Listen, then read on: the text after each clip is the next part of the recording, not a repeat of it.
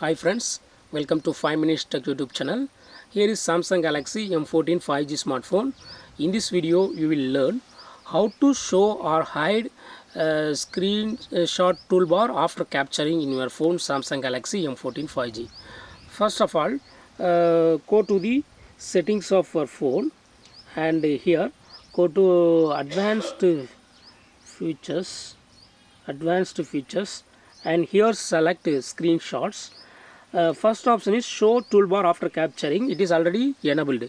That means when you are taking a screenshot after capturing, some toolbars are showing. This is screenshot toolbar for sharing, for editing, for taking longer screenshot. This toolbar will appear. Okay, suppose if you don't want to show this toolbar after capturing, just turn off this button, and hereafter if you take a screenshot toolbar will not appear. So in this way you can easily show or hide a screenshot toolbar after capturing the screenshot in your phone Samsung Galaxy M14 5G.